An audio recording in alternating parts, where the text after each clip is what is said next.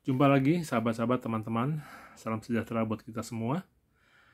Kita akan membaca dari Matius 7 ayat yang 15-20. Saya masih pakai bahasa Indonesia masa kini ya. Hati-hatilah terhadap nabi-nabi palsu. Mereka datang kepada kalian berkedok domba, tapi mereka sebenarnya seperti serigala yang buas. Kalian akan mengenal mereka dari hasil perbuatannya. Belukar berduri tidak mengeluarkan buah anggur, dan semak berduri tidak menghasilkan buah ara. Dari pohon yang subur diperoleh buah yang baik, dan dari pohon yang tidak subur buah yang buruk. Pohon yang subur tidak dapat menghasilkan buah yang buruk, dan pohon yang tidak subur tidak dapat menghasilkan buah yang baik. Setiap pohon yang tidak menghasilkan buah yang baik ditebang dan dibakar. Begitu pula dengan nabi-nabi palsu. Kalian akan mengenal mereka dari hasil perbuatannya. Ketika video ini dibuat, banyak sekali muncul isu-isu dari tokoh-tokoh yang kelihatannya baik gitu ya.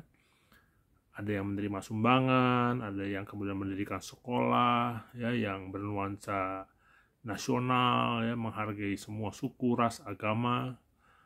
Ada tokoh-tokoh agama yang kemudian melakukan hal-hal yang kemudian ditemukan tidak sesuai dengan apa yang diajarkan.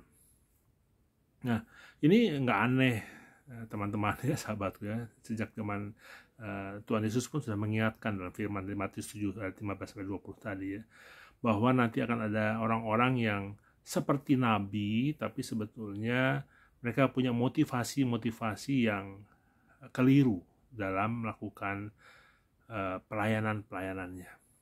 Nah, dari hal-hal ini saya mulai merenung ya teman-teman ya.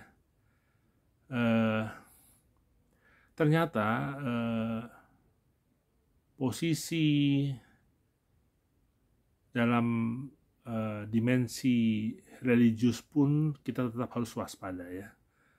Bagi kita yang mengaku terpanggil untuk menjadi hamba Tuhan yang kemudian entah memberitakan firman Tuhan, melayani umat ya, dalam segala macam bentuk, kita mesti waspada ya, bahwa ada sifat kedagingan dalam diri kita yang kalau kita tidak waspada akan menelan kita. Nah, dari isu-isu yang berkembang akhir-akhir ini, kemudian dari firman Tuhan yang barusan kita baca, ada dua hal yang saya harus renungkan. Yang pertama, saya pun punya kecenderungan untuk melakukan hal yang sama. Belum tentu saya juga kuat menghadapi godaan-godaan itu ya.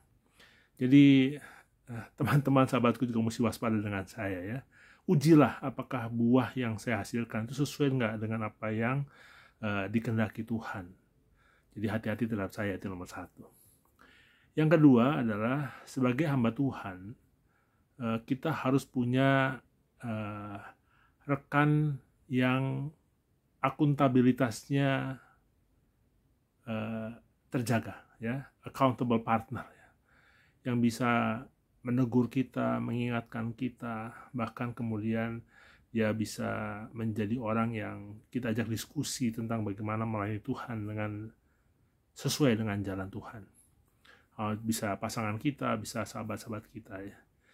Jadi saya pikir intinya adalah tetap kita mesti waspada terhadap orang lain, bukan berarti jadi paranoid, tapi juga kita mesti waspada dalam diri kita sendiri. Jangan pernah merasa bahwa kita lebih benar dari orang-orang itu. Kita belum ada di tempat mereka aja, sehingga kita tidak tergoda. Kalau mungkin saya ada di tempat orang yang menerima sumbangan atau punya sekolah yang luar biasa, mungkin saya juga akan jatuh di hal yang sama.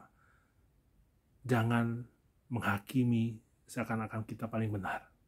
Doakan mereka, saya berharap kasus ini bisa diselesaikan dengan baik oleh aparat penegak hukum, dan biarlah bagi kita mewaspadai.